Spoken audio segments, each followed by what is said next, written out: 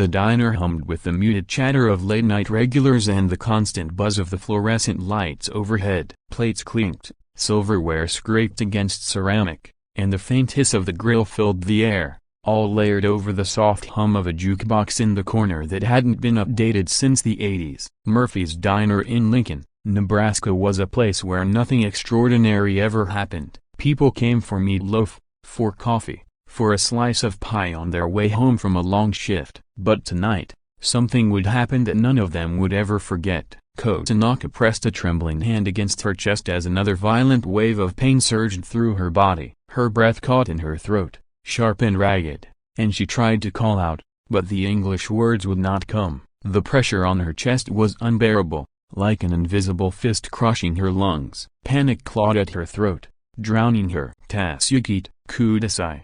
She gasped in Japanese, her voice cracking with desperation. Her manicured fingers clutched the edge of the formica table, leaving damp smears of sweat. She looked around at the strangers surrounding her, faces blurred by fear, confusion, and the spinning lights overhead. No one moved. An elderly man in a faded trucker cap tilted his head, squinting at her as though she were speaking in riddles. A young couple in the corner whispered frantically to each other, the woman pulling out her phone but too panicked to dial. Behind the counter, the cook, muscular arms dusted with flour and greasy froze, looking helpless. Ko's vision narrowed. She had been traveling for 14 hours straight, surviving on caffeine, nerves, and the single-minded drive to close the most important deal of her career. She had conquered boardrooms in Tokyo, New York, and London, but now, here in a small American diner, she was utterly powerless. Her heart hammered an irregular rhythm that frightened her more than any hostile corporate takeover ever had. "Does anyone speak Japanese?"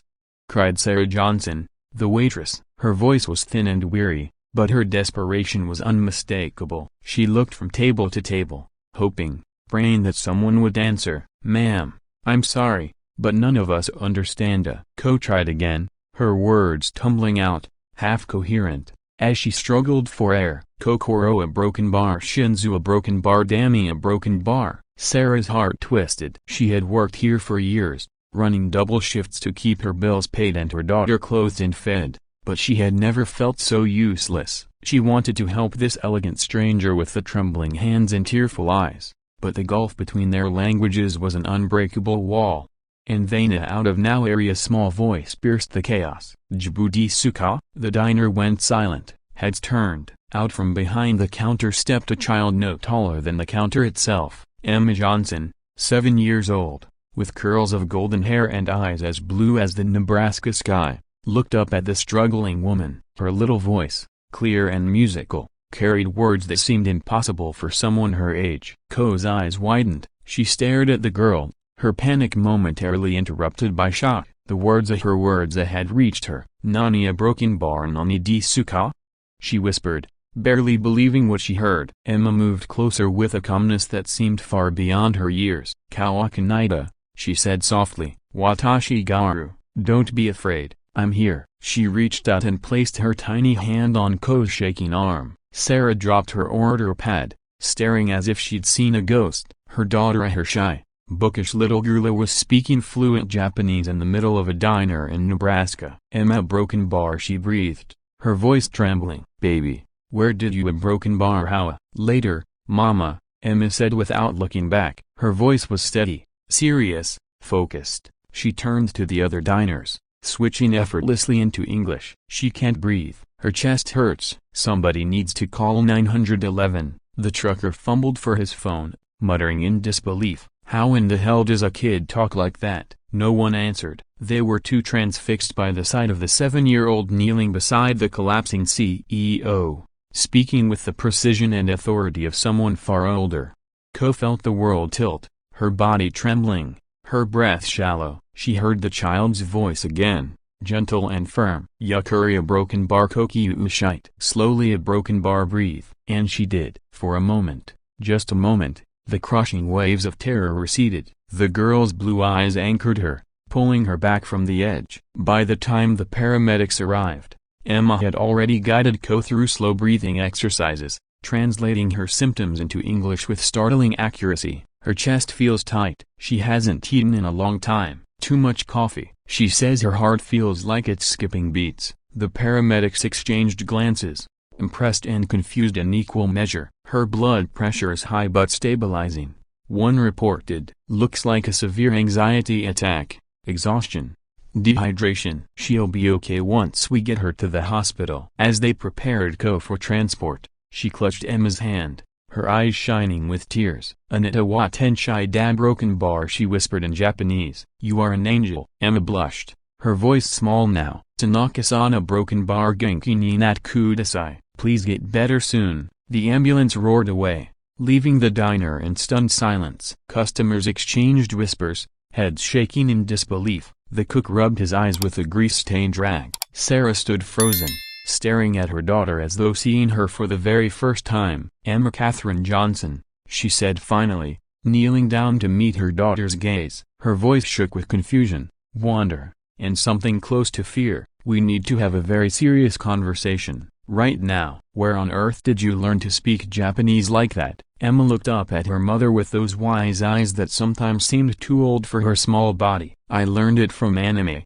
Mama," she said simply. "I didn't want to read the subtitles. I wanted to understand it for real, so I taught myself." Sarah blinked. "You a broken bar taught yourself? For how long?" 3 years, Emma said matter-of-factly. "Since I was 4. Sarah's jaw dropped. 3 years? An entire language. "And you never told me?" Emma bit her lip. Her confidence faltered for the first time that night. "I didn't think you'd believe me. You're always so tired when you come home. I didn't want to bother you with something silly." The words cut deeper than any blade. Sarah felt her heart break, a million jagged pieces piercing her chest. Her brilliant, extraordinary daughter had hidden her gift, afraid that her overworked mother would think it unimportant. She pulled Emma into her arms, holding her tight. "Oh, baby, nothing you do could ever be silly to me. You just saved a woman's life." The cook, Frank, shuffled over, his gruff voice thick with emotion. "In all my years working this counter, I ain't never seen nothing like that. Sarah, your little girl a broken bar. She's special, real special." Emma tugged at her mother's apron. "Mama broken bar, do you think Tanaka-san will be okay?" Sarah brushed back a curl from Emma's forehead. "I think she'll be just fine, thanks to you." "But Emma broken bar, how did you know her name was Tanaka?" "She said it," Emma explained with a shrug. "At first, before she was too scared, she tried to introduce herself. She said, 'Watashi wa Tanaka Kodisu.'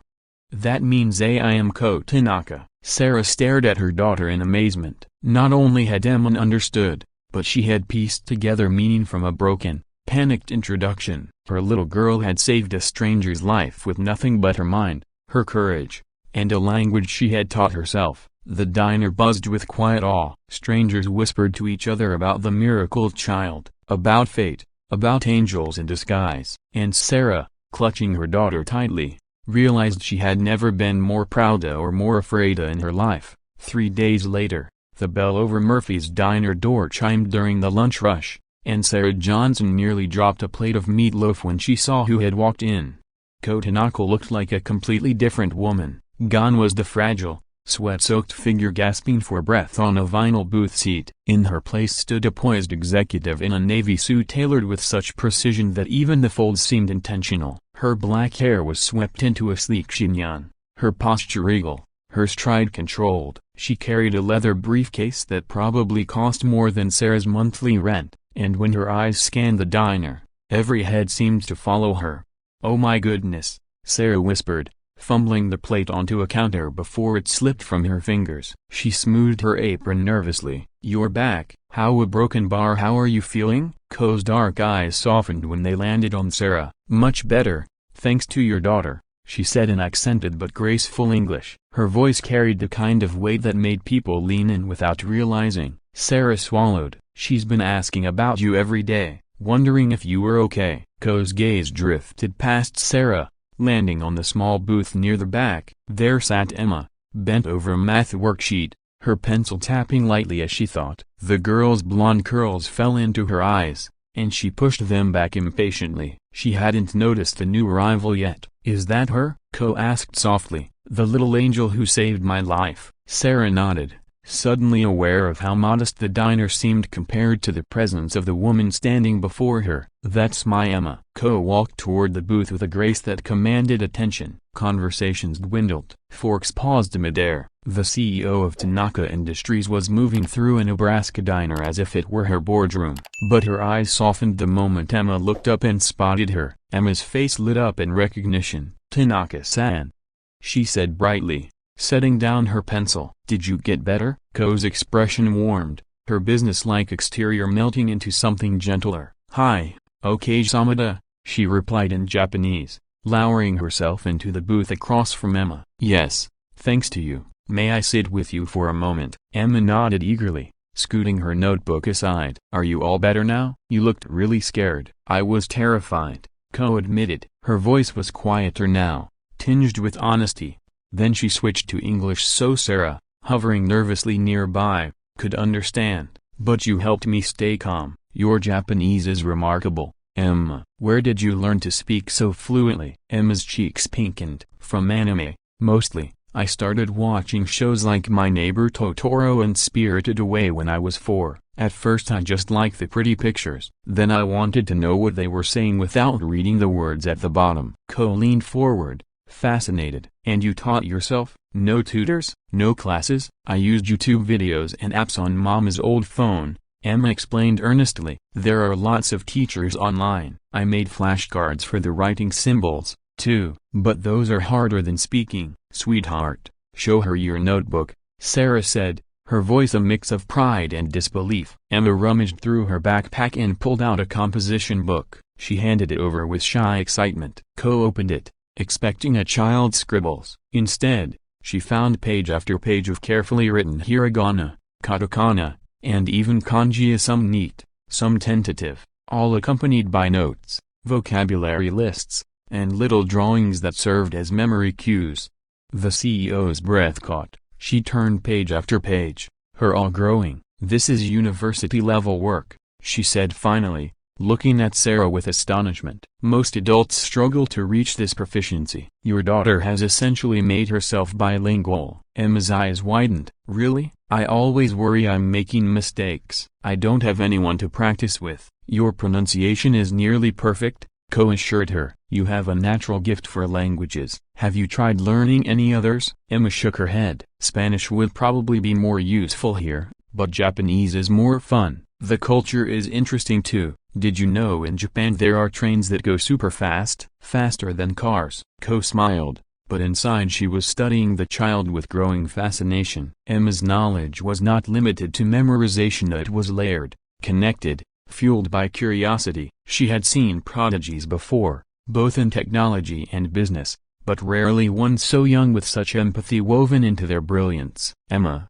she said gently, "what grade are you in?" "Second grade," Emma answered with a sigh. "But it's kind of boring. We're still learning things I already know." Sarah slid into the booth beside her daughter, her face weary but proud. "The school says she's academically advanced, but they don't have programs for that. They just give her extra worksheets." Ko's chest tightened. She remembered herself at that age, lonely, restless, dismissed. She had been too bright for her classes, too restless for her teachers, and too neglected by parents consumed with their empire building. Her brilliance had nearly turned corrosive. "Has anyone tested Emma's IQ?" Ko asked carefully. Sarah's cheeks flushed. "We can't afford that kind of testing. Between rent, groceries, and Emma's needs a broken bar, there's nothing left. And even if we could, I'm not sure I'd want her skipped ahead. I don't want her to miss out on being a normal kid." Ko reached into her briefcase and pulled out a card. She handed it across the table. Sarah hesitated before taking it. "I'd like to help," Ko said simply. "I run Tanaka Industries. We sponsor educational programs for gifted children around the world. Emma saved my life. I'd like to return the favor by giving her opportunities to develop her gifts." Sarah's eyes widened as she read the embossed print. Tanaka Industries, CEO Eiko Tanaka. She had heard of them. Everyone had. Microchips, I-systems, robotics. This woman was not just wealthy, she was one of the most powerful executives in Asia. "Mama, what's wrong?" Emma asked, sensing her mother's hesitation.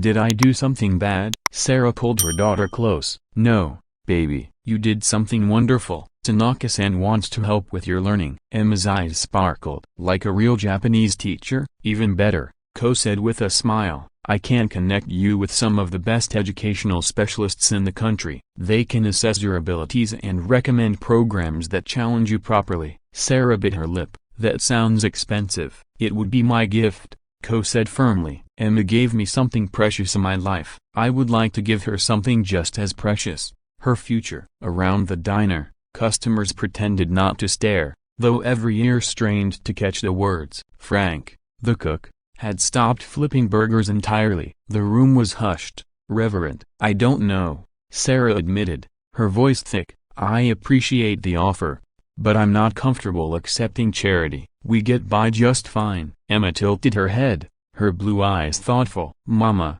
it's not charity if I earned it by helping someone, right? That's just people being grateful. Ko's chest ached at the child's simple wisdom. Exactly. In Japan, we have a concept called a debt of gratitude. When someone saves your life, you owe them. Emma saved mine. Allowing me to help her is the only way I can repay her. Sarah's eyes flickered with conflict, a hope battling fear. She wanted to give her daughter the world, but she also feared losing her to it. Can I think about it?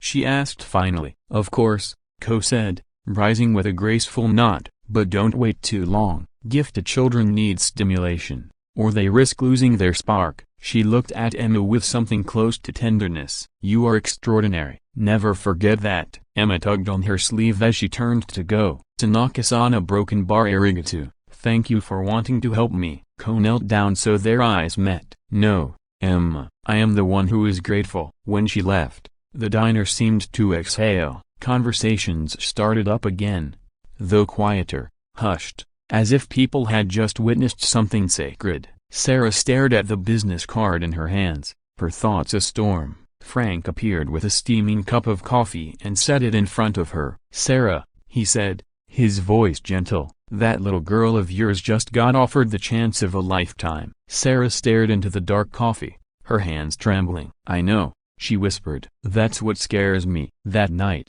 after the diner closed, Sarah sat at the kitchen table of their cramped apartment above the diner. Bills were stacked beside her, as they always were. The business card lay in the center, gleaming faintly in the lamplight. Emma knelt at the coffee table, carefully writing out kanji characters. The one she focused on tonight was Yumiya Dream. Her pencil moved slowly, deliberately, copying the strokes from memory. Mama, she asked without looking up, are you still worried about Tanaka-san? I'm not worried about her, baby. Sarah sighed, brushing a hand through her hair. I'm worried about us. What if she gets tired of helping? What if we start depending on her and then she disappears? Emma set her pencil down, climbed onto her mother's lap, and leaned against her. She smelled of pencil shavings and soap. Did you know in Japanese culture, when someone saves your life, they're responsible for you forever? Sarah blinked. Where did you learn that? From a documentary about samurai honor codes, Emma replied. It's called Girya Duty and Obligation. Tanaka-san isn't just being nice, Mama. She really believes she owes me. Sarah hugged her daughter tighter, marveling once more at the depth of knowledge her little girl carried inside her. Sometimes I forget how smart you are. I'm not that smart, Emma protested. I just like to learn things. Remember when I memorized all the dinosaur names? You didn't think I was a genius then. Sarah laughed softly, her eyes stinging with unshed tears. That's because most kids go through a dinosaur phase. But most kids don't teach themselves Japanese or save a stranger's life. A knock at the door interrupted them. Sarah frowned. No one visited this late. She peered through the peephole and gasped. It's her, she whispered. It's Tanaka-san. Emma scrambled to the window, peeking out at the sleek black car parked outside. It looked like it belonged to another world, one far away from their worn-out apartment above the diner. Sarah opened the door, startled to find Ko holding a large gift basket. The CEO looked less intimidating here, her expression almost a broken bar tentative. I'm sorry to come uninvited, Ko said. I worried I overwhelmed you earlier. I wanted to explain myself better.